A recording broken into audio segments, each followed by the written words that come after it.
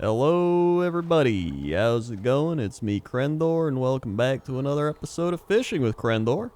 It's actually been a while since I did one of these. I think the last one was back in August, but for the new year, I'm trying to get some fishings going again because I love doing these. And today, I am joined by the one, the only Hazel from is it Hazelnuttygames? Yeah, you got it. Okay, I did get it. Ooh, thank God. Hello. How's it going? It's going real good. Nice. So why don't you go ahead and tell everybody who you are? Well, I guess we know who you are. What you do, and what you do. Sure. I'm Hazel. I do the fairly standard WoW content creator thing. I have not amended the formula in any meaningful way, so I make YouTube videos. I do news once a week. I also stream on Twitch. And mostly a lot of guides, a lot of tutorials, a lot of just kind of talking about everyday stuff. I'm not a super intense like raider or anything like that. I raid heroic, I do everyday keys. Nothing too crazy. So I just like to spend time and play the game and talk about the game because that's 92% of my personality is WoW. Oh yeah, that used to be me a lot. In fact, I was like back in the day, I would super try hard, and I think just by that intro alone, you've learned that I've fallen off the deep end. It's, but I mean, I still love WoW, and I think my favorite parts about WoW are just the aesthetic parts of WoW and a lot of the little nuances, the little things, and that's why I'm kind of glad you picked the zone, because this really is like a beautiful zone. Oh yeah. Yeah, no, you can't fault Shadowlands for too many things, but the zones in particular are just phenomenal. Oh yeah. And I really like how they're different from each other. Some expansions have been like a little bit one note in the different zones, like you had a theme and they just like went in on it. So I appreciate that with the Shadowlands we can have a cohesive concept, but then four very different aesthetics that you can kind of engage with. I like that. Yeah, I like that a lot too. Because I mean, thinking back to a lot of the other expansions, there's like Burning Crusade was kind of, there's some like there's like Zanger Marsh and the Grand and all those, which were kind of different, but they all had that constant theme to them of like you're in space. And then some of the zone, I think my least favorite was probably Cataclysm because it was too all over the place. Like I guess the zones were different, but just having to take portals to go to places was a little disconnecting. Yeah. And that was a very elemental heavy thing. It was just elementals everywhere because that was the whole thing. Is Deathway made him mad. Oh yeah. How long have you been doing YouTube for? Cause I think it said when I checked your channel creation, it was like 2013. So is that like you just made it back then, or like how long did it take to actually get going? No, that's when I started. I've been at it for 7 years. People are occasionally surprised by that, and they're like, "Wait, I could have sworn you started like a year ago." And I'm like, "Yeah, well, I've been doing it." It took a long time for it to really get anywhere. I think I was making videos for almost nobody for what felt like a very long time. I didn't have any big break or anything like that, but yeah, I started in the summer of 2013, about 7 years ago now, with YouTube. What made you want to start? Was it just you like playing WoW and you wanted to make videos about WoW, or like what was it? There's a couple things. One, I had, and this is I think a common story with a lot of people about why they started, but I had a lot of time on my hands. At the time, I was visiting the United States for like a couple months at a time to stay with my boyfriend, now husband, but I didn't have a work visa, so I was able to be here but not technically work. But he had a job, so he was gone all week, and I needed something to do to not go crazy. And I had been a big fan of, like, a couple of years earlier in, like, 2011, 2012. WoW YouTube at the time, like, the Cataclysm WoW YouTube was huge for me. Like, I watched all of that really, really religiously. And I was a big fan of, like, your content and, like, the whole kind of community around that. And I was also a little sad, crushingly lonely. And I would see you playing WoW and making videos with your friends, and I would see videos of people and YouTubers and such going to like conventions with their friends and all getting food afterwards and having what seemed like a really good time. And I thought, and I don't know if I ever thought it in so many words, but I guess I kind of always figured that if I started doing YouTube and if I got into content creation and I like made it anywhere with that, then it would come with friends. I figured I could maybe meet people somehow that way. It didn't entirely work out exactly in that pattern, but that was, I think, part of it, is that it was a very compelling social fantasy of seeing all these people doing something that they loved and spending time on their hobby and hanging out with their friends and also being able to make a living off of it that really appealed to me. So I decided to give it a try for that reason. It's actually a very wholesome way to get into YouTube. You could say that. So I feel like most people, when they get into YouTube, it's like, I want to be famous, or like, I wanted to make money, like the common ones. But I think, it's the people that are most successful are the ones that really enjoy doing it as like a hobby, or really do just want to do it, for a genuine reason and not just to make it big, essentially. Yeah. It was also my other option when I finally did get my work visa and I was allowed to get a job. My other option was like, go find a job. And I'd already done that like once or twice in my life. And I am someone whose life is ruled by fear. And I am very afraid of a lot of things. And at the time, I didn't have a driver's license. I'm in a new country. I don't know anybody. I don't have a degree. And the idea of just like trying to get like an office job or talking to a temp agency was like so anxiety inducing to me that I figured, well, what if I just try YouTube a little longer and just keep, maybe I can make this work instead, because I was just so scared of trying to like go and make it in the regular world, because I'd already done it a couple times, and I didn't really care for commission sales, which was the last thing I tried. So I was very vested in trying to make the YouTube thing happen because it was less scary than the alternative. Oh yeah, no, as somebody that also has crippling anxiety, I hated normal jobs a lot. Even just like working retail, I always said they should, instead of there's like some countries where it's like you have to be in the military for like a year. I was like, you should have to work retail for a year. Like that should just retail service. Yeah, it would make you appreciate retail workers more. It would give you just perspective, like, oh my god, like I want to do something else with my life instead of have some old woman come into Circuit City. This definitely didn't happen, and then yell at you about Kung Fu Panda not existing, even though you're going out of business. It's just fun. Yeah. What other jobs did you have?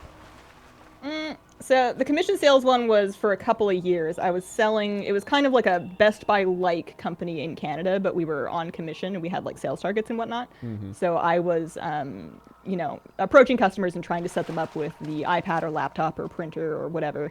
On the fun days, I would find somebody that wanted to build a PC, and I would be able to kind of work with them to figure out what they needed and figure out how to order parts and then have it built in our bench. But that wasn't something we technically offered, so I didn't get to do it very much.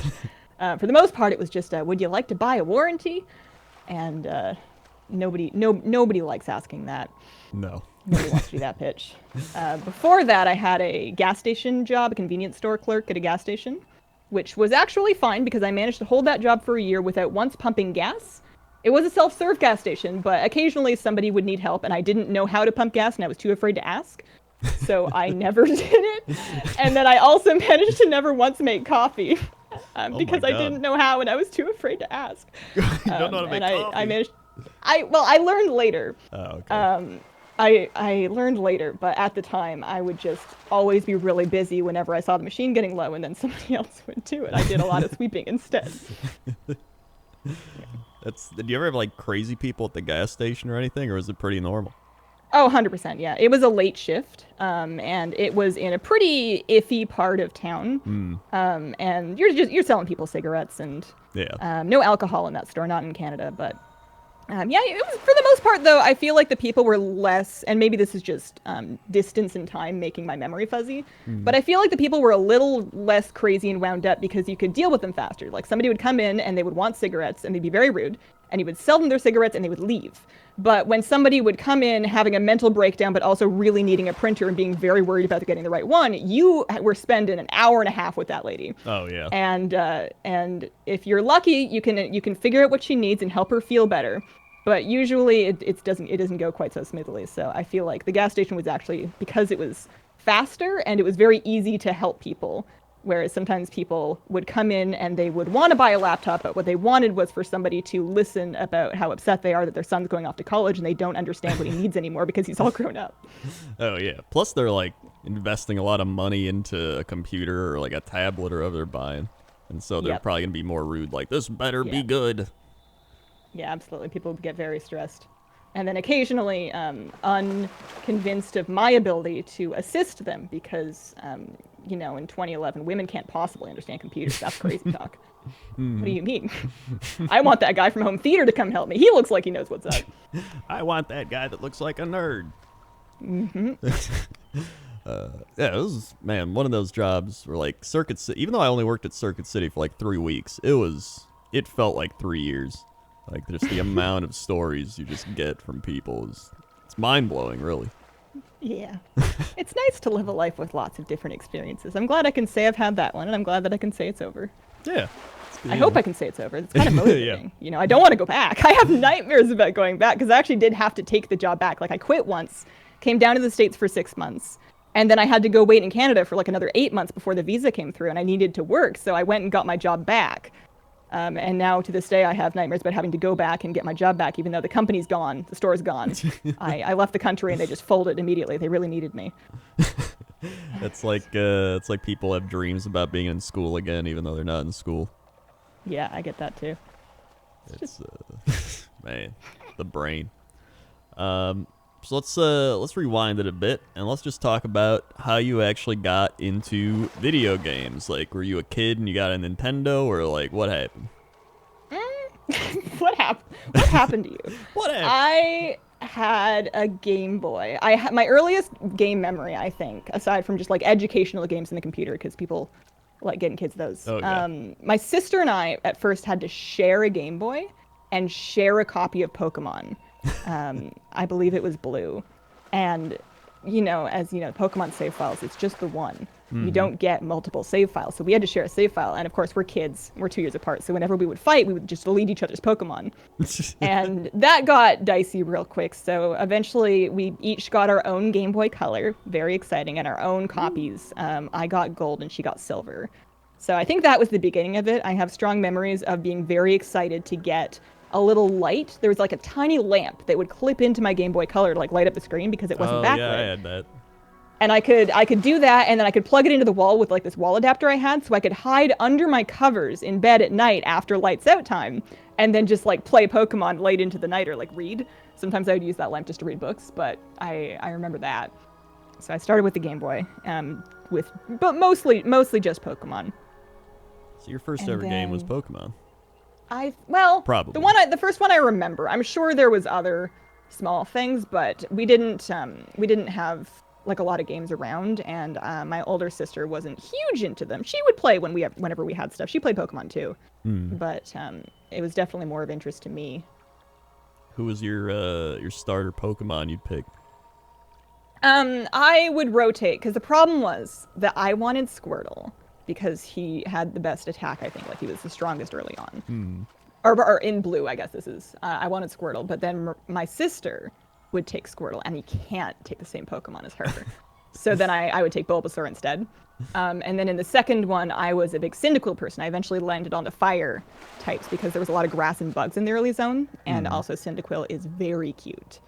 So but then it turns into Typhlosion later, and I always dislike that about Pokemon, about how the starters will start out so cute, and then they go through like an awkward teenage phase, and then they turn into like a weird MMA thing that's like trying to fight you, but also be an animal with fire on it. And I never liked that phase of them. I wanted them to stay cute, but still do damage. And that's not how they ever work out. The third evolutions are always just bizarre looking. I always thought that too, because sometimes you're like, I like this like little guy, and then he evolves, and you're like, eh. But it's like, I guess I'll let him evolve, so he'll get stronger. But yeah, just. If you stop them evolving, do they keep like really good stats when they get higher level? They will keep growing, and they will sometimes learn moves that they wouldn't have otherwise learned. Very rare, but sometimes there'll be a move they'll learn at a certain level that's after the evolution, but the evolution won't learn it.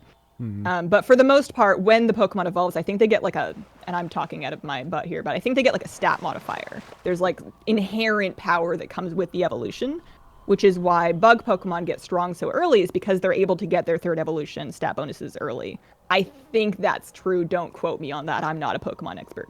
Oh, there's already people in the comments like, Yeah, well, no, actually. I can hear it already. Yeah, I actually had that same opinion things. I'm more of a casual Pokemon person. There's like the hardcore people playing it, but I would always, like, even the last couple ones that have come out, I'd play through them and be like, well, that was fun, and then move on.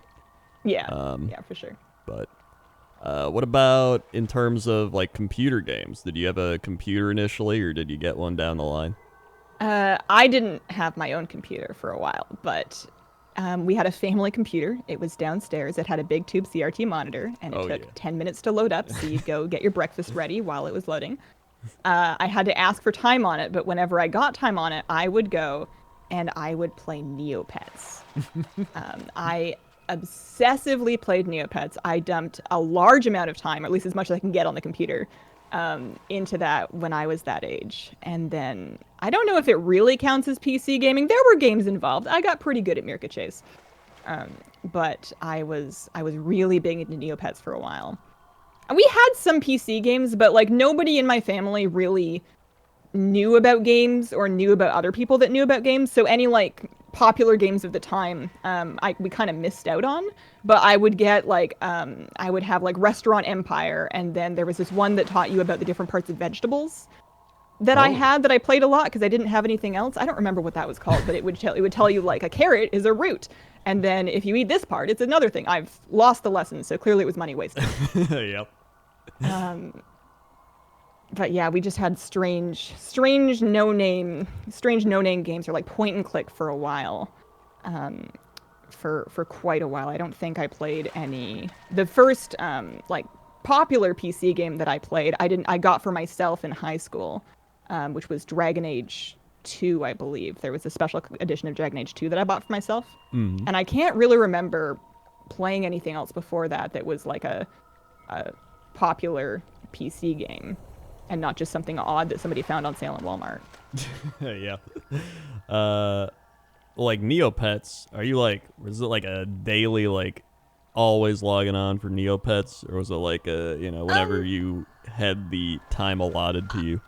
I think it was the second one. I don't think I got on every day. I don't think I don't think that was the case. I also don't think Neopets, and it's been a while, but I don't think it was as daily cooldown based. Like you didn't want your pets to die. You wanted to feed them, although there were no consequences if they became starving. So after a while, the really pragmatic Neopets player would just let all of their babies starve constantly, and they would look horribly sad at you whenever you visited them, and you'd be like, no, food's expensive. Here, eat the free omelet. Because I don't know if you played it. There was like a desert, like a dinosaur area, there would be a free omelet that spawned there from like this giant dinosaur egg. So I'd always feed them that. I do How the remember sausages that. got in there, I'll never know. I didn't play a lot of Neopets, but I played enough to like gain the fundamentals of Neopets. Yeah, that game went off the rails with there's some really interesting videos about like the history of Neopets and how like their owners and odd things that happened with like the corporate sponsorships and like the short-lived plushie line. It's very interesting. Oh my god, some weird stuff went on with that. Yeah. I know my wife actually has a lot of the plushies. And one of them, I don't remember which one, but our cat will literally just find that one, and he knows that one, and he'll get it, and he'll just drag it out and like fight it. So I don't know why he hates that one so much, but he just really does. That one in particular. Yeah, I don't remember which one, but if I knew, I'd say it. But like, have you logged into your Neopets account recently, or like when's the last time you logged in? No, it's been many years. I think I tried to find the login once, and then I could not come up with it anymore because I've had a couple lost emails of my life that were with like services that don't operate anymore. So I think I completely lost access to that account. Although I don't think there'd be anything particularly special on it. I didn't have any of like the rainbow paintbrushes. Oh yeah. No, I haven't looked at it in a long time. I think last time I checked, I remembered how vastly refresh-based it was. And I think by the time I thought about it again, I had started playing WoW. And that kind of filled most of my needs for me. When was the first time you played like any Warcraft game? Was it WoW, or like was it one of the RTS games, or what was it? It was WoW. Somebody later very strongly encouraged me to play the RTS games after I'd already started playing WoW because they thought it was very important that I needed to know my history. I don't think they succeeded. I don't think I ever played it. But yeah, no, I started playing World of Warcraft first. It was high school, about 2008. I would have been about 16 or so. Patch 3 point whatever had just come out, the Wrath of the Lich King ICC patch. So they had just added Group Finder to the game. All of my friends at high school would talk about nothing but WoW and what they'd done at raid and who did what in a dungeon. And, you know, with your circle of friends, you just kind of stand on the edge of it and then just kind of nod along. And it was so incredibly boring to listen to a bunch of people talk about WoW for hours and hours and hours and hours on end. And eventually I got fed up with it. I think I was, I had a high school boyfriend at the time that played constantly. And I was so sick of not knowing what they were talking about that I was like, fine, I'm gonna try it. I'm gonna get this game. Although before that, I wanted to play WoW, but WoW cost a monthly subscription. Fun fact. And I didn't have a credit card, and I didn't want to ask my mom because she's a very nice lady, and raising us is hard enough. I didn't want to bother her, so I tried to find a free game that I could play instead. So I remember looking around online and like Googling free versions of WoW and like free MMOs. And I ended up playing for probably about half a year, maybe a year, this free to play, I think it started at a Korea MMO called Shaya Online, that I must have drawn my attention because the core mechanic of it involves like these two goddesses, like these faction goddesses. And then whoever does a world PvP thing or something, like controls the zone, gives a very important buff to everybody of the faction in the game. But these goddesses in the art and on the website are depicted very scantily dressed and very, very, you know, they look great. You know, they're Yeah. really selling it. And that appealed to me for some reason. So I played that game for a while, trying very hard to pretend that it was just as much fun as WoW would have been, even though I didn't know anybody in the game. I ground a bunch of currency in that for a long time. But that one was very pay to win. There was some flask you could buy on the cash shop that I want to say was called Nox. So people would talk about Noxers being people that had just like paid a bunch of money to get really powerful. And in that game, if you died, you'd lose experience. You would lose like a lot if you died. It was very punishing. So it was a little silly. I feel like everybody had that one like Korean MMORPG they played just to not pay a WoW subscription. Because I had the same thing with MU Online, which is another just like grindy kind of that type of MMORPG. But actually, I think that came out before WoW, so I didn't even have the option to play WoW yet. But it's still, you know, when you're younger too, and you've never played that type of game, you're just like, this is crazy. Yeah. So like, how long did it take you to really just get to a point where you're like, I don't even just like this game, like I love this game? Let me think. So I remember when I first started playing WoW in Wrath in high school with my friends, it was bad because my friends weren't very helpful, or at least this is my memory. Maybe they did great and I'm just slandering their good names. But I remember people not being very helpful, not having a lot of patience for a new player, and being very frustrated that everybody seemed to speak this language that I didn't understand. And nobody was very interested in helping me understand. So I would get left behind a lot. I would make mistakes a lot. Nobody would bring me to groups. So I would try to pug content. I tried to pug a normal ICC. I went in on Future Side. I tried to heal it as a holy priest. Somebody in, I think it was Mumble maybe, or maybe it was Event, said, wow, this priest is bad. And then they kicked me. And then I was very sad. So I had a kind of a miserable time in Wrath for a while I was trying to figure everything out because I hadn't really played enough PC games. I'd spent some time in Shy at that point, but I still didn't have a huge grasp on even the movement. Like I would get my camera stuck. I would get my character stuck. I felt very, very behind compared to everybody. And I don't like, it's very frustrating to me to not understand things. I don't care for it very much. I'm one of those people that does not like being bad at things. So I was pretty upset for a couple of months to a year, but then Cataclysm came out. And all of a sudden, everything's new, and all my friends quit.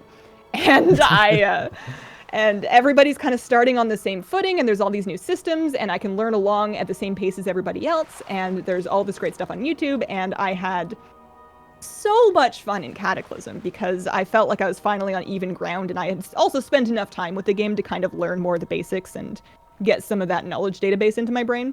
So I think that was when I really, also I would have been like 17, 18, ignoring my problems by playing a lot of WoW. I didn't have a job at that time, so all of my free time was purely dumped into WoW, which made it very special to me. That was my entire high school life, was just why would I do homework or look at problems when I play WoW? That was just it. Well, I guess some other computer games in there, but WoW was just all reliable. Oh, yeah.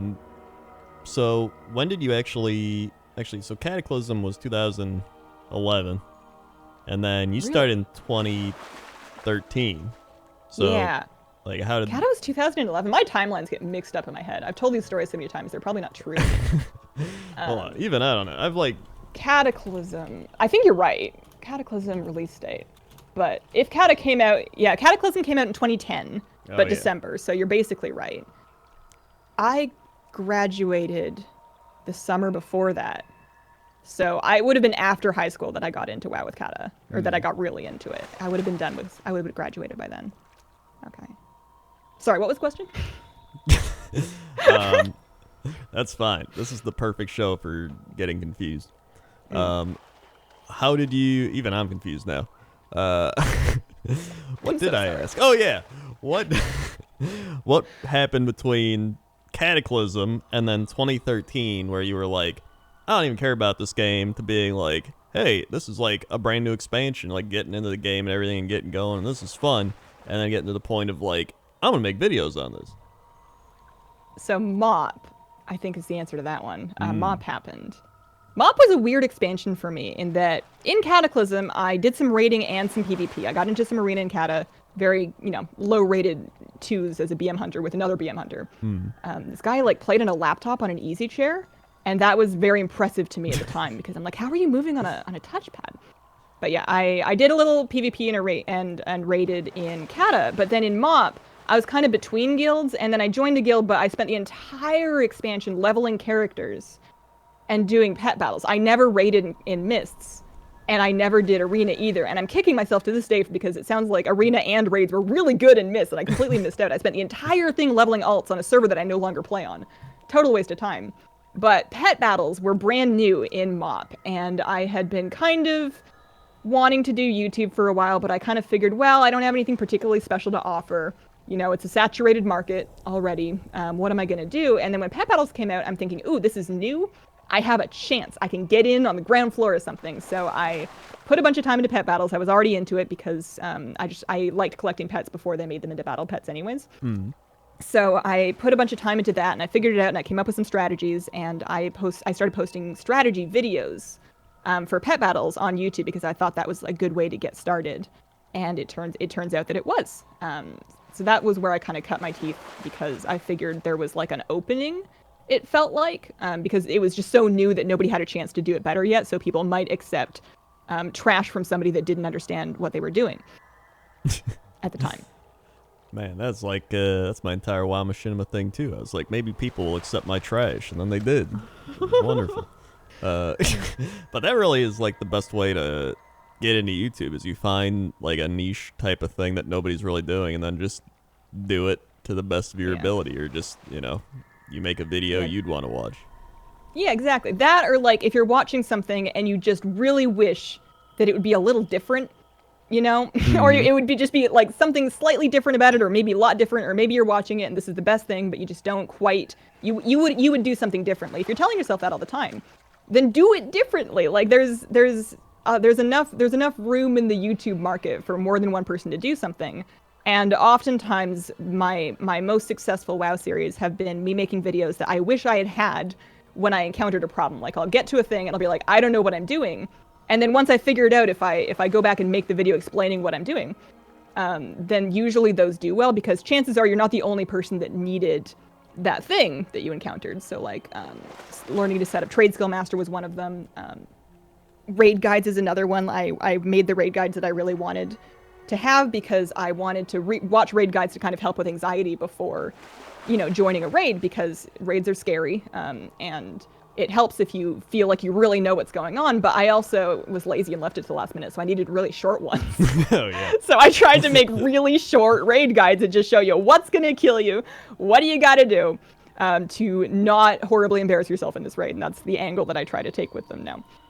Yeah, even, it's funny because I think we were doing Castle Nathru, and literally everybody in our guild was just like, we're watching Hazel. They're just all saying, like, we got to watch Hazel. And then... from, I've seen plenty of raid guides, and I think that is what's so good about them, is that they are short and to the point, and really that's all you need. 'Cause, I mean, if you listen to, like, the people in the guild even be like, alright, so what's gonna happen is the vials are gonna go off, and then you're just, like, half asleep by the end of it. So if it's just, like, thing blows up, other thing blows up, don't stay in it. You're like, alright, and then you just learn as you go. Yeah, I found that raiders will have a certain point where they stop listening. So you got to tell them what they need to know before they stop listening. And I know this because I stopped listening. Yeah. we have a raid leader, bless his heart. He's fantastic at what he does. Great, fantastic. But sometimes if you're covering every detail before the first pull, when people don't even have like a visual memory to connect it with, I'm gonna stop listening. I don't have the attention span beyond about 45 seconds. So you got to get in there with the good stuff first, because that's your window. Oh yeah. No, it's I definitely feel that on a personal level. But I noticed, because you made a lot of raid guides and then you made pet guides, so is it just like, have you really made guides your thing? Or like, I noticed you've done news as well. Or like, what type of videos are your favorites to make? Oh, I don't know if I have a thing. Guides are great because I feel like they cater to my strengths of explaining things without a high burden of needing to be too like funny. I think it's like a lower bar, right? Like if you approach a guide video, it's harder to be afraid of doing it wrong, because as long as you explain the thing clearly, then congratulations, you did it. Nobody can consider this you won't consider this to be a failure. It was like a little easier for my perfectionist heart to stomach because there was like a clearer success metric, I suppose. I've done all kinds of videos. I don't think there's a particular kind that I would identify by. My favorites to do are also the ones that tear me to shreds, which is probably lately raid guides, because for my raid guide footage, I pug on PTR and on beta. I don't really have a steady guild to run with. My guild doesn't raid test. I'm not part of a mythic guild or anything, so I just kind of log on to beta, open up LFG, and pray. Oh, God. And sometimes you get a really good group, and sometimes you don't get so far, and I will get to editing a guide, and I'll be like, okay, I have great footage of phase 1 and nothing of phase 2, intermission 3 or 4. And then I still want to make the video. I don't want to give up at that point. So I need to animate little examples with like stick figures that I draw up real quick. And I love doing those because it's like playing with little paper dolls. And I hate doing them because it takes me so long, and I never have the presence of mind to pace myself out with making raid content. I'm always like, yeah, I can get these done in like a week or 2 weeks, or the 2 weeks will come and then a bunch of stuff will come up, and then I realize it's 4 days until the raid and I have 25 hours of stuff to do. So I'm always doing them like super sleep deprived at 3:30 in the morning, and then like your After Effects starts choking up and you're like, oh no. But I'm also very proud of them when I get my point across. I like them, and it's a skill set that I had to teach myself. I didn't know anything about animating or editing when I started, so I'm proud of myself that I can get those done, and it's satisfying, but it's also just soul shredding when it's not going well. Oh yeah. Getting easier though. Yeah, that's kind of the YouTube thing, right? Is like, there's people, or it's just like, I'm going to make this video because it's going to get a lot of views and it'll be easy money and that type of thing. And then there's people that put a lot of effort into something, and then if it doesn't go well, you're like, well, I put all this effort into it, and then nobody wants to watch it. And then there's some guy, being like, here's the new mount, and it's got like 1 billion views. So it's like, it can be kind of deflating, I guess, to be like, I just worked so hard on this thing, and then nobody really watches it. But that's part of the reason why you really have to believe in what you're doing. I think that both facets are important. I think that there is value to making what you want just for you. But if you're truly going to make something just for yourself, you have to accept that that's just for yourself, and that other people don't owe it to you to pay attention to something just because you invested your time. And sometimes you can get lucky and you can find those topics where people need something, but you can also make it really special. And then sometimes I am not morally against just putting together some, I wouldn't say clickbait, because as long as you're delivering the thing they came for, Yeah. I am not against some current topical content, because I gotta pay some bills. I'm not Yeah. not too shy about that. It's part of the game. Yeah. But I like it when I can do both.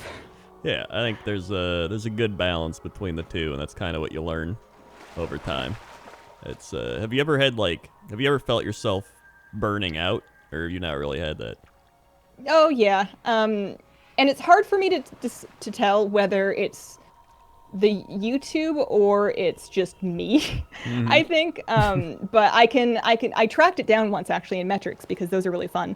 It's down now, but there used to be a website that would plot your uploads on a calendar.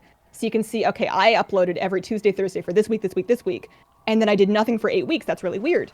And I looked through like 2 years of my uploads, and I realized that after like a raid release, when I just made a bunch of raid guides, or any other like short 5 week or so burst of time where I'd been really productive, I would completely burn out for 2 months and do nothing but news videos, because I was just kind of exhausted and would procrastinate and avoid all responsibility because I have nobody to keep me accountable, and that is not good for me.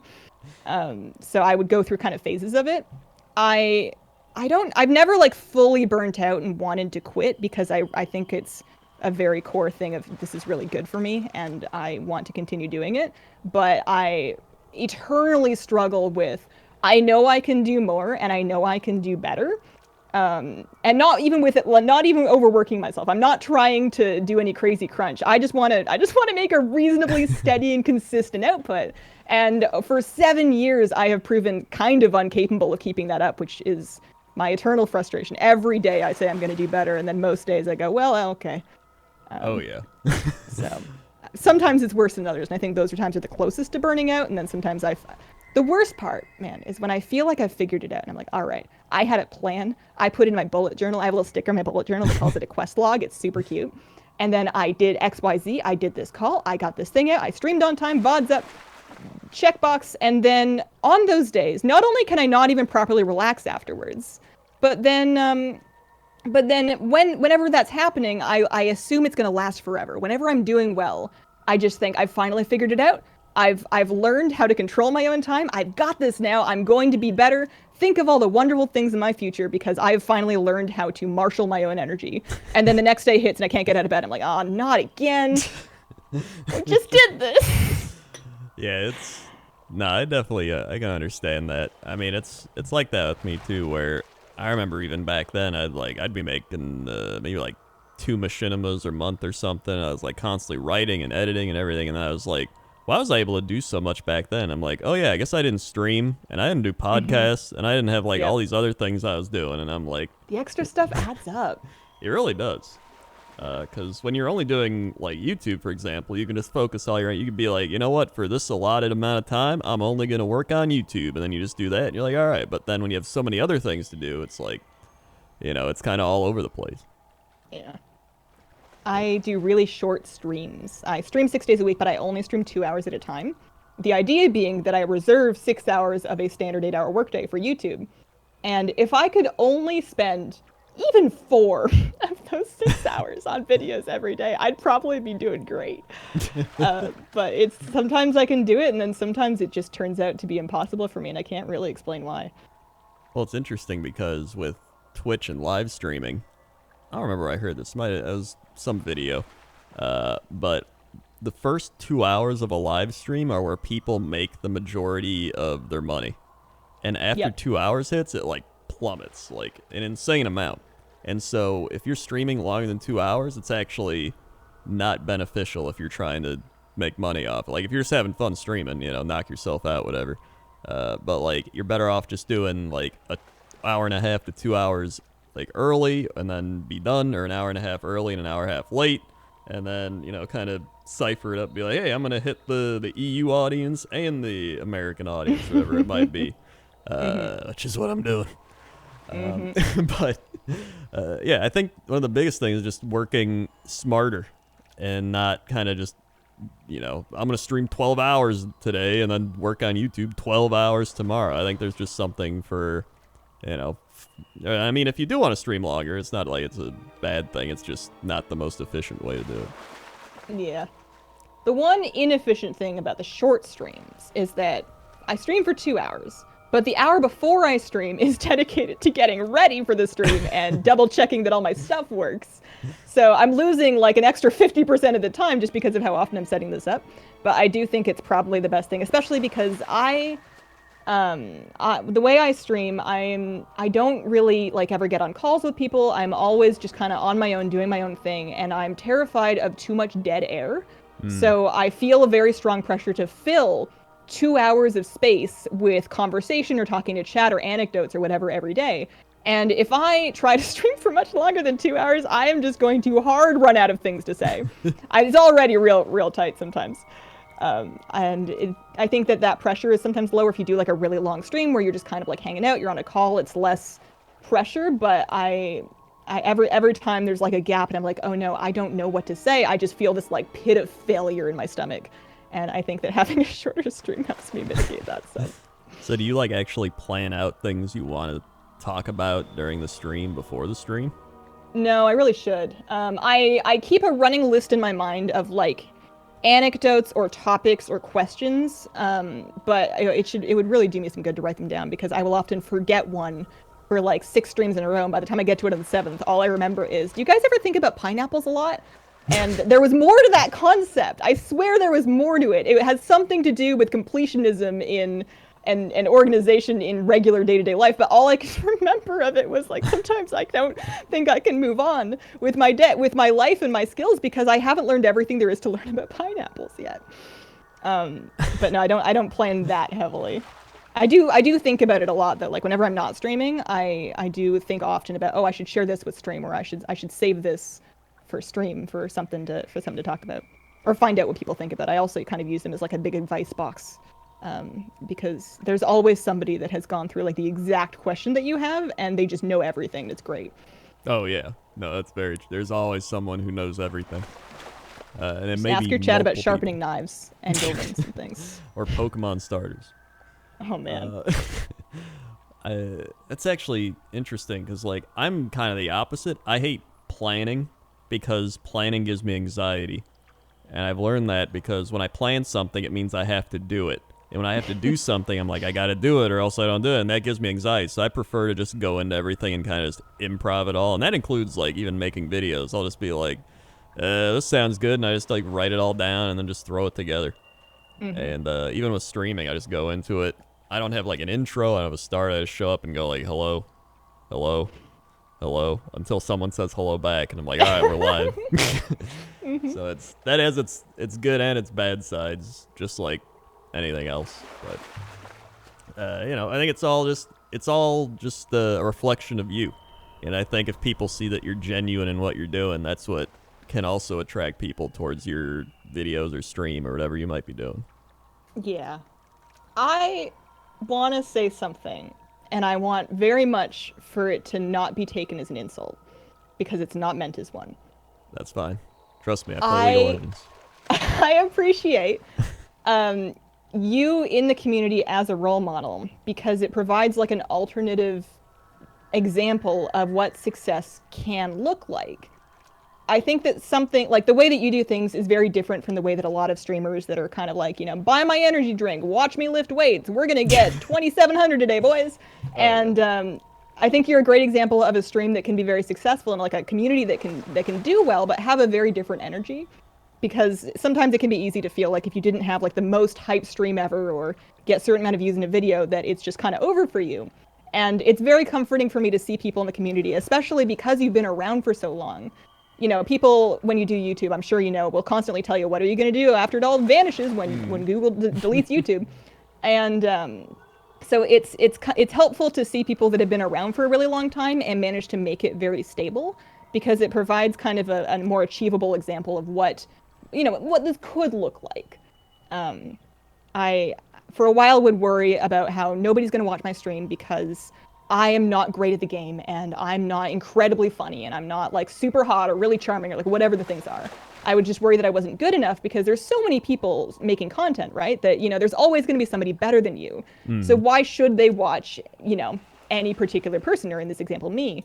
And the thing that I think I eventually came to realize is that even if you're not perfect, if you are genuine and you're honest about it, and you're you know, talking with people and actually connecting with them, it can be helpful and valuable. Even though, the idea of streaming WoW doesn't sound like the most humanitarian thing you can do in the world. It doesn't really matter very much. Right. But it can be helpful to people to just see somebody being visibly themselves, because if they can see an issue that they have reflected in you and say, well, she's doing okay. Or just, it helps people, I think, feel a little less alone if they can see something reflected in somebody online, I guess. Like, it can be helpful to be an example, even if you're not getting along perfectly or doing everything perfectly. Because as long as you're trying your best and you're not setting a horrible, you're not being like a horrible role model, you're doing something for somebody, even if it doesn't seem like you are. So I think that helped me lower my bar of being like, I don't have to be everything every stream. Sometimes maybe it's enough to just show up and be me, and maybe that's helpful. So there's one thing I love, it's helping people lower the bar. It's well, thank you. It's one of those things where I've never wanted to be the biggest anything, really. Like, I don't want to be the biggest streamer or YouTuber or anything, because to me that's just anxiety. That's just a bunch of people like being like, I want to see what this guy's doing all the time, and like you have like a billion people watching your every move and doing all these things, and I'm like, I don't like that. I like being right in the middle, like the role player on a sports team. Like, you're like, oh yeah, that guy plays for the team, but you're not like Michael Jordan or something. So it's like, I always just enjoyed that. And as long as you're content with that, some people, like I remember when I fished with Asmongold, he was like, I want to be the biggest streamer. And I mean, he's done a pretty good job at it. Yep. And, I mean, props to him, because that's what he wants to do. But me, I was like, I never really wanted that. I just kind of wanted to get my stories out there, my dumb little ideas, and, I'm not really the best at anything, but I think there's something to not being the best. Yeah. I think it's very inspiring to see somebody determine for themselves what success looks like, and it kind of helps other people feel like, well, maybe I can decide for me what it means to be successful and what it means to not be successful. Because, if we all just kind of live by the standards of you must become a multimillionaire and live in a crazy mansion, there are plenty of multimillionaires that live in crazy mansions that I'm sure are miserable, and, they have toxic relationships, or they have, like a huge amount of stress about their work, or maybe they don't have anybody they feel like they can talk to. Just because somebody has achieved by those standards doesn't necessarily make them happy. So, setting your own parameters, I think, for what you really want, and not worrying whether other people think you're a failure. For a really vaguely related example, sometimes people will come in my stream and go, man, I thought you'd be a mythic raider. How come you don't mythic raid? If you're a YouTuber, why aren't you a mythic raider? And I'm like, well, I don't really want to. Heroic is I like things about heroic. I like that we don't have to bench people and that it's a little more casual. And it's more important to me to have a fun time with everybody in the guild that wants to go than to do the hardest content. It's not a moral difference. It's just that's where I've put my value, so that's what I do, and that can be okay. Some people get that and some people don't. Yeah. But yeah. Well, especially in the WoW community, I feel like the WoW community has a lot of, I don't know, a lot of those people. It's like, why aren't you better than what you are? I don't know why. It's just specifically WoW. Even League doesn't really have it, but they're just toxic in general. They'll just be like, I'm silver and you're bronze, idiot. Like, they'll just yell it at you. But I feel like in WoW, a lot of people are just like, why don't you? I was telling you before the stream. There's like, I did a mythic 7 or +7 keystone or whatever, and by the end of it, the guy was like, maybe you should do +7s. And then I was like, instead of being like, man, this sucks, I was like, you know what? I probably shouldn't. Because I'm not really good at keystones. I haven't really, like, talent. Like, I looked up what's good talent-wise, and I was like, I'll try it, but I had no idea what I was, like, actually doing.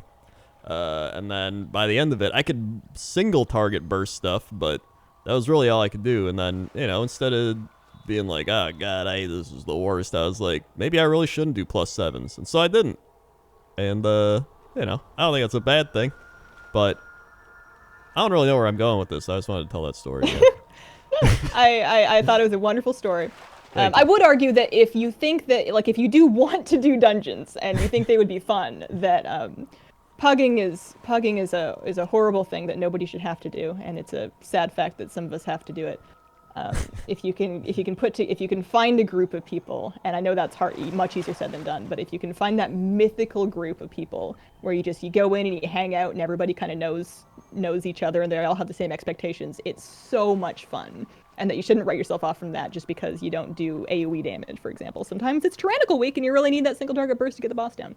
Yeah. Or you just yell at your chat and be like, carry me. And then they'll carry you. Also a possibility.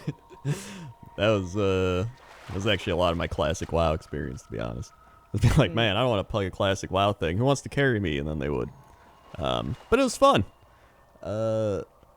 Besides, wait, did you actually play classic WoW? Because you didn't play, like, actual classic WoW when it was out back in the day. So, like, did you play it when it came out? I didn't plan to, and then that made people very upset. So my least liked video on my YouTube channel to this day is I tried the classic, that demo they did, the at-home demo. Oh, I yeah. tried that, and I didn't like it very much, but I had like done something wrong or misunderstood something. I think I was like doing a quest wrong or something like that. And people were so upset that I had decided I didn't like this game that I had tried playing because I was doing it wrong, quote unquote. And so that didn't make me super excited to spend more time in the classic space. But I did try it when it did come out because I was so tired of being asked if I was going to play it. And I figured I should keep an open mind and I should try this.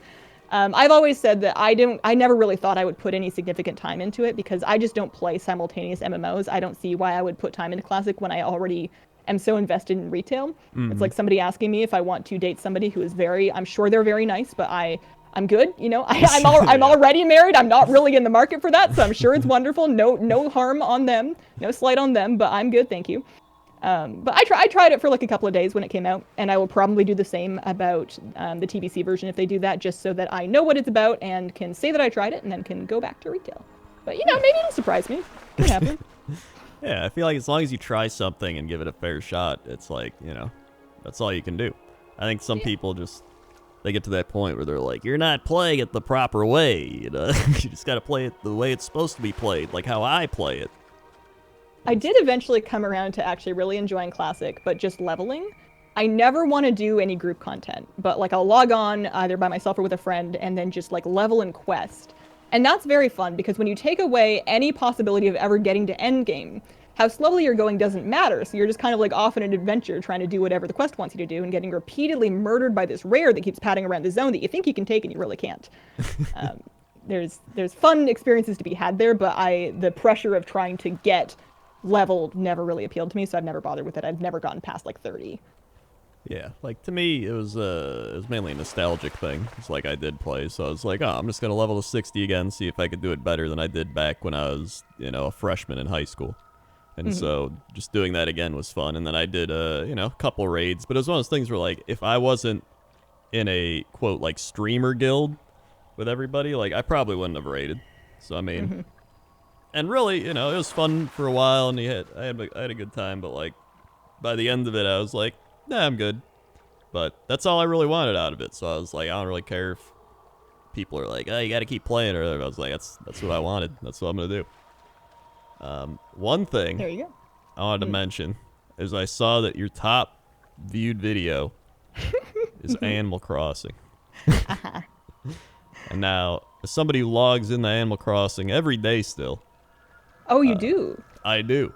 I love Animal Crossing. I've been an Animal Crossing like advocate for years. In fact, back on like the Co-optional Game Station podcast, and we did that, I got into fights with everybody about it. I was like, this game's amazing, and they're like, you're crazy. And I love it because it's like Crossing advocate. Imagine you with like a little sign, like a little headband. That was me essentially. You've got like Isabel on your shirt, being like, "Don't you bully her."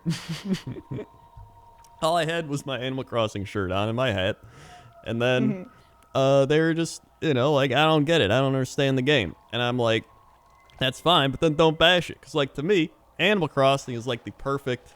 You log in for like 20-30 minutes a day, and then that's all you need. Sometimes maybe less, sometimes more if something's going on, and it's just like a nice little chill out, and you know, there's nothing crazy in it, like you're not fighting anything, but it's just kind of a, you know, it calms you down essentially, and as an anxious person, I like that. Yeah. and again, I really have nowhere to go with this except I saw you had a really popular Animal Crossing video, and I want to ask you about it. It's very funny to me that after 7 years of making WoW content, I make one Animal Crossing video, and the algorithm's like, "Ooh, this is better," and Yeah. and that's by far my most successful video. I should probably do more of them. I think would be the smart thing to do with my life. And maybe I will. I want to know how you get your New Horizons daily stuff done in 30 minutes, because the reason I struggle with it, I recently restarted my island. That island you saw in my video, I killed it. It's gone now. Those villagers are dead. I started over recently. I was just in one of those moods, and I had just gotten to the point where I've just gotten my 3-star island, and I've got, terraforming and all that. And it takes me 90 minutes to get my daily stuff done for a day. And if it took me 30 minutes, I could do it. I could do it with breakfast and lunch and everything like that. But right now, I'm at that point where I'm like really struggling to find the motivation to carve out 90 minutes of my time every day to do my Animal Crossing dailies, because I've kind of like beat the main goals of the game, and everything else is like a little more optional, and I start to feel like I'm never going to get my island to look all that pretty, so then I kind of phase out of it because I can't justify the time anymore. But if I could do it in like 35 minutes, I would keep going. Well, part of why I think I can do that is I don't really want to change much about my island. Because to me, I love the like nature rustic look. Like it's just, the normal island they give you. And then I do a little, maybe I create like a mountain. Like I have one mountain that leads up to another mountain where the good villagers live. And then the peasants live on the ground floor. And then, I log in, I talk to all the villagers, and then I check the store. Yeah. I build my perfect snowman or snowboy.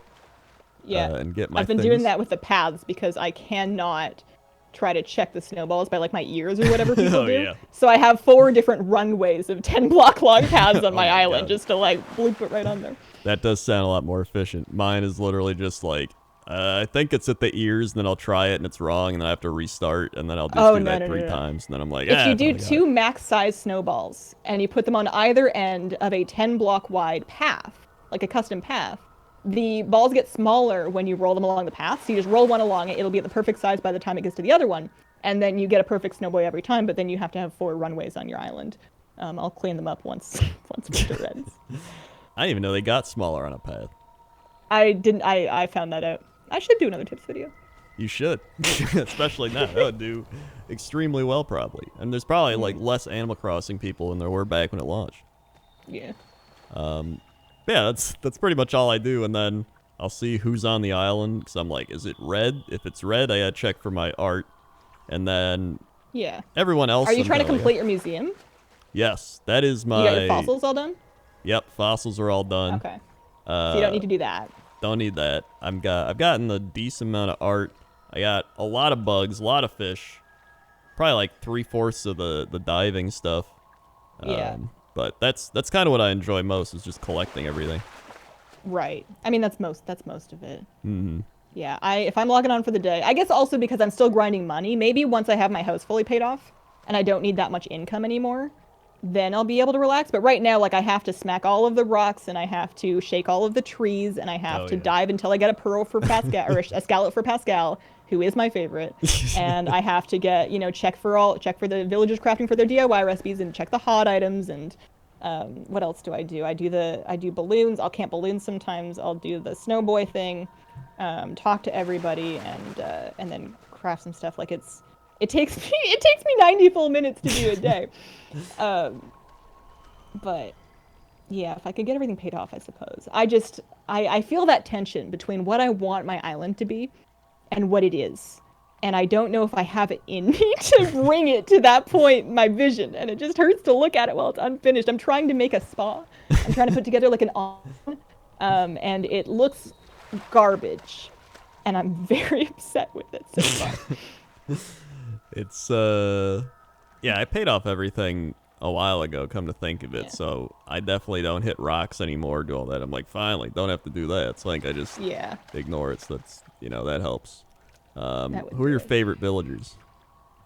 So on my new island, I have a real thing for this. I think it's the snooty and the smug villagers. Mm. So the male and female ones that are like kind of rude, but the female ones they're like really pretentious. Mm-hmm. I have Blanche. She's an ostrich. She's very pretentious. She's delightful. She's very fancy.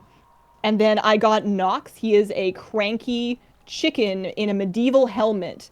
His house is like a church with organ music, and he's got like that grumpy old man personality. He is fantastic. Is he the gold one? The gold armor? Yeah. Yeah, I've He's got seen like a him. gold. He looks very out of place on my island. Everybody else I could take or leave. I've made a very strong point of not looking up all the villagers because I don't want to look through a list and then find one that I really want and then have to go look for it because there's so many that's just inhumane. So what I do is I just like, if somebody says they want to go, unless they're my absolute favorite, I respect their wishes and I let them go. It sounds like that's what's going to make them happy. I'm not going to stand in their way. And then whenever somebody new comes in, it depends on just how they make me feel, I think. But I do want to have at least a good spread of the personality types because I believe that the different personality types can offer you different recipes when you catch them crafting. Mm-hmm. And yeah, it would be do. nice to get as many different types of things. They give you as I can. reactions too, different reactions. Oh. Yeah, they'll just run up to you and be like, "Wow!" Literally, they'll be like, "Wow!" I have I literally just have frogs and squirrels. And I think it's. Do you have Oh shoot, I have a squirrel. I have he calls me Cardio. He's a jock. I want to say maybe Sheldon. I feel like that's right. I actually have. Do you have Hazel? I was gonna add in Hazel because I got Hazel's amiibo. Yeah. People like to rag on my girl Hazel because she has a unibrow and her catchphrase is "Uni-wow." And how dare they not recognize her genius? That's the funniest thing I've ever heard in my life. It's great. I think it's pretty The great. Uchi villagers get no love, man. People just want the girls to be cute. I have Poppy. She's a squirrel. She's the queen of the island. She lives on the top with Camo Frog, who's my ultimate Animal Crossing villager. Because back in New Leaf, he used to always be the one that was up at night, and he was just fishing. And I would just talk to him, and he's just catching fish at 3 a.m. And I was like, yeah, I feel that. And so I liked him. And then I have Dell, who's like the crocodile. I have Jeremiah, who's like a blue frog. Who's just all... I forgot it's like the silly type.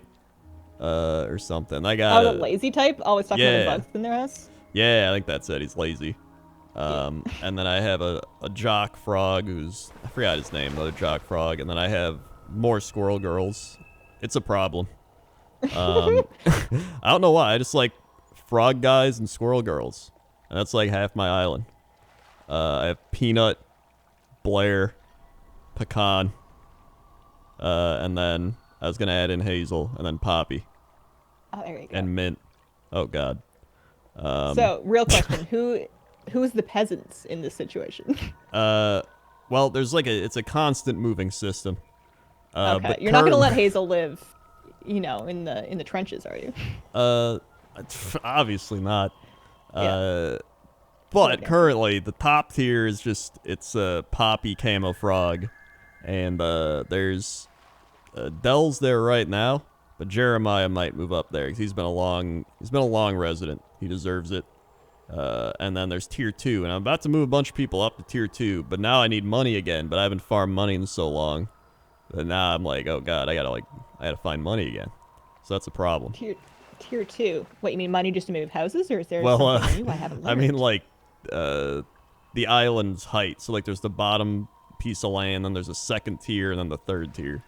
Yeah. So in terms of mountain ranges. So I want to move. Oh, I see. There's the peasant fields, which is tier 1, which is where everything is. Then there's tier 2, which is where it's gonna be all right. And then tier 3 is the top tier. That's for the queen, I see. Yeah. I thought that you could if your villagers liked you enough, they would turn into shiny Animal Crossing villagers and just start demanding money from you. I wish they did. That'd be amazing. Nintendo needs to up their game. Hey, the last thing I wanted to ask you, getting off of Animal Crossing, was with tattoo stuff. Because I saw you had like a tattoo thing and you were tweeting about tattoo stuff, because I wanted to ask like how you got into tattoos and like just tattoos in general. Uh, I always kind of wanted tattoos, but I was also a very nervous child and a very goody two-shoes, so I couldn't really see myself actually doing it. Mm. But then I was working that retail job, that commission computer sales thing, and I bizarrely enough got selected to go on a work trip. They flew us out, which is weird for a retail job, but they flew me out along with my bosses all the way across the country from BC all the way to Toronto to go to this like expo for technology and stuff. And my workplace at the time was very pro tattoo. My boss had head tattoos, and the guy under him had neck tattoos. Everybody was very heavily tattooed, and we were there, and they were like, "Oh, yo, guys, let's go get tattoos." And I wanted to fit in, and I also kind of wanted a tattoo. And this is very, very inadvisable, and don't do it, but I may have been under the influence. And I follow them into a tattoo shop, and I, at the time, already knew that I might be moving away from Canada, and I was kind of sad about it. So I had them give me I got a maple leaf on the back of my shoulder. And once you get one, then you're in it. It was the greatest accomplishment of my socially anxious life that I, on my own, found a tattoo artist, called them, made an appointment, took like public transit to get downtown to go to my appointment to get my right arm tattooed. This was about 9-10 years ago. I am still shocked that that version of me did it, because she could barely talk on the phone at all. She had to write out a script and with like a flow chart of things that might happen on that phone call.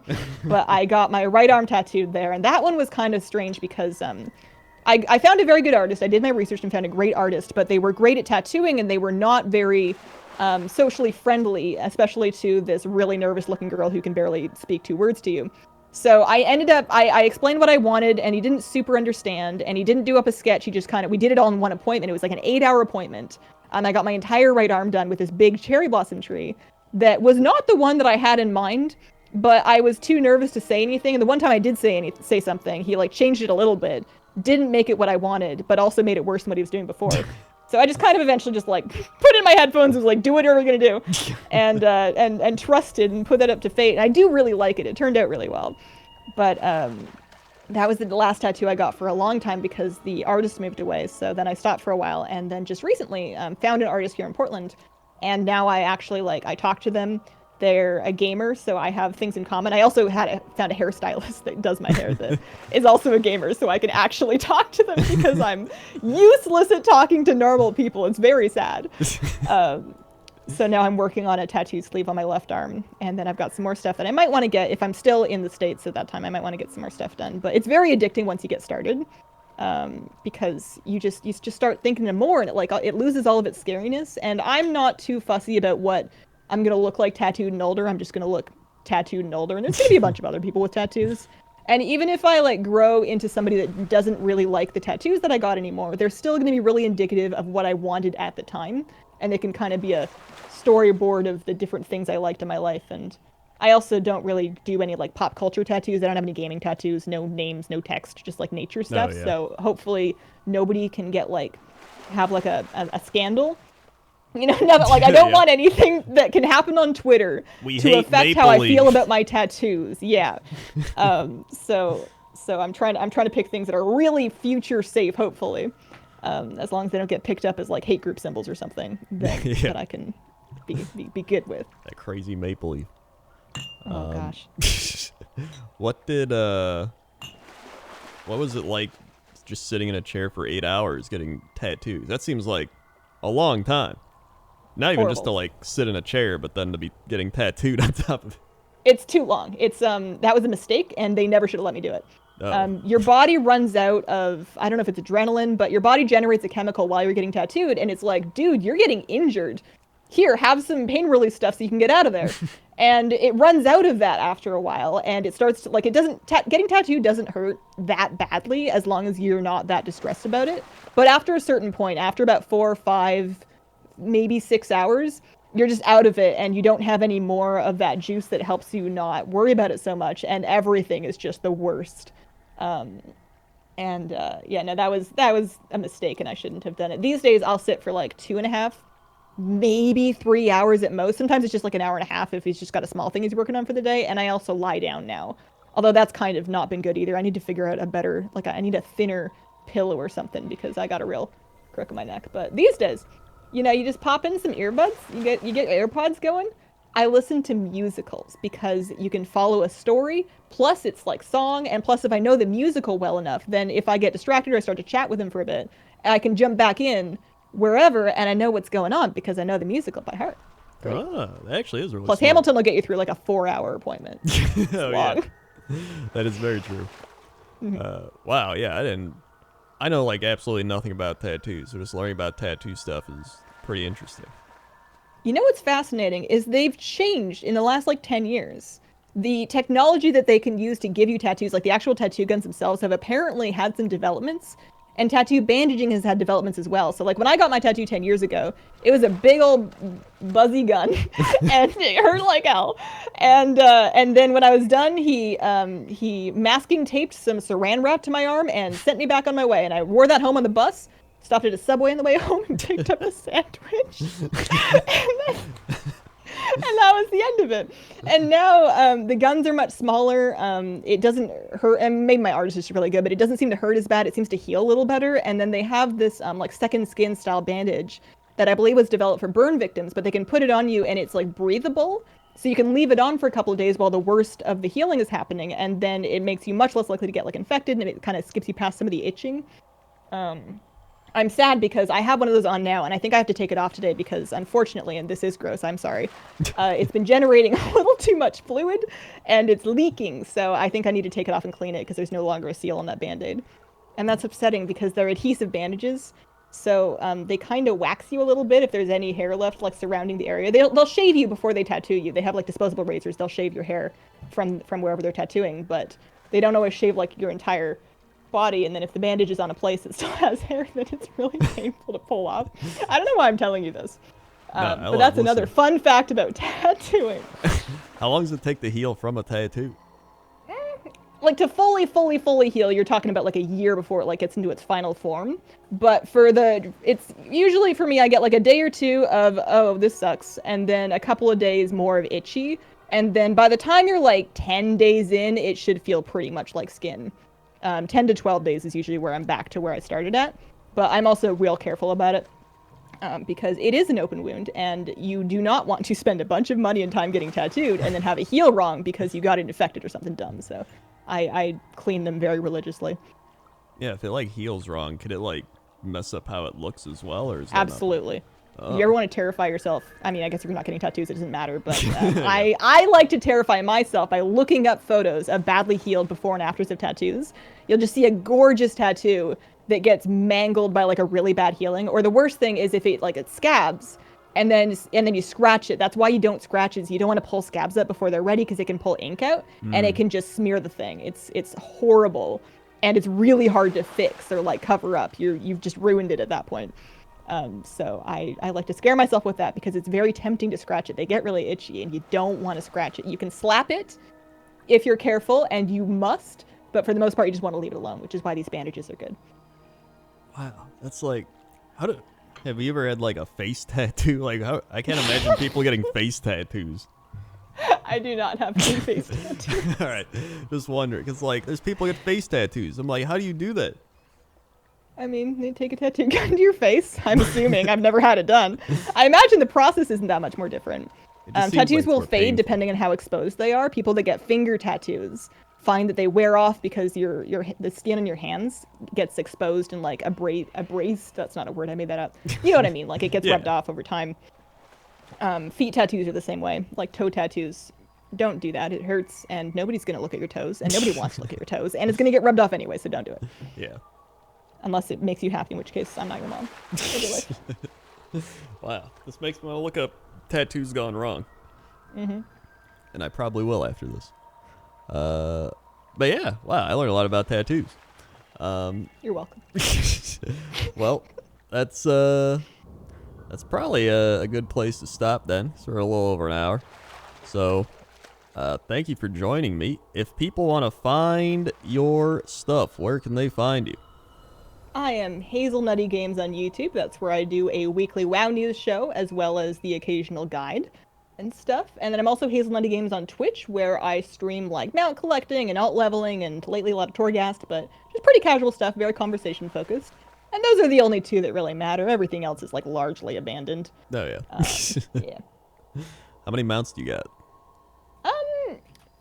Somewhere in the 500-ish range. My add-ons tell me different numbers for like total and account wide and whatever. I have it's 553 is the number it's telling me in my journal, but I think that's total.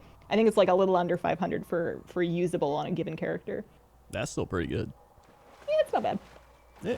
I only started mount collecting like a couple years ago, and I'm at like 240 something.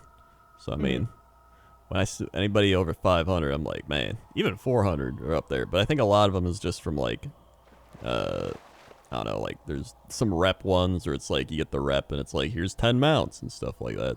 Yeah. And yeah. I will grind any mount if the grind sounds fun. It's not so much if the mount is cool. Like I paid 500,000 gold for the albino direhorn. Let me see if I can pull this thing out. I paid 500,000 gold for the pale hide direhorn. That's what it's called. That is the rarest mount I have because I'm one of like 7 people in the world that's stupid enough to pay 500,000 gold for a white recolor of a direhorn.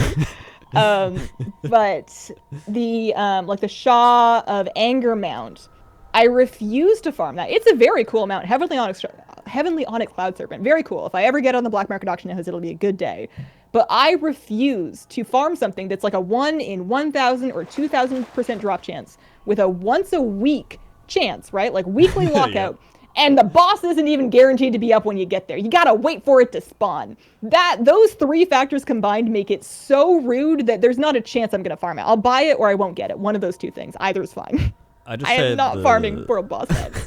I have the delusion that I'm gonna get it. So even if I'm like, here's my once a week attempt, I'm just I use my, what do you call it, engineering portal of Pandaria and hopefully get close, and then I kill it, and I'm like, what's that, 1 in 2,000, easy, and then it never happens. But one time, you are more likely to get it than me. Yeah, you'll get it before me. It's then I go do like my 1 in 30 Argus mounts, and I can't even get those. So what are you gonna do? You level 23 alts and you throw them all at one target until it finally relents and gives you the mounts. What you do? That is true. But I'm not committed enough for that. I just. Well, you do it one at a time. Yeah, but it's not. You're not saying you're gonna level 23 mounts. You're like, ooh, I think it would be fun to have like a gnome priest, and then like, ooh, what if I don't have any Pandaren yet? What if maybe I should play like a shaman on this one, and then 4 years later, you're like, well, I don't have any good excuses to level any more alts, but I can always use them for mount runs. It helps if you like leveling. That's true. I don't mind leveling. It's just. I feel like I always get one character to max, and I just focus on that character. I'm more of like a one character person, and then maybe sometimes I'll get the other. Usually if I get like an alliance and a horde, that's good enough for me. But yeah, thanks for coming on the show today, and yeah. Thank you so much for having me. This is like a bucket list item for me. I was so excited. Oh my god. Well, it's this bucket's got holes in it, but you know what? It's still a bucket. So thank you. And like, comment, subscribe, YouTube, Lingo. And I'll see you next time. Okay? Okay. Sleep.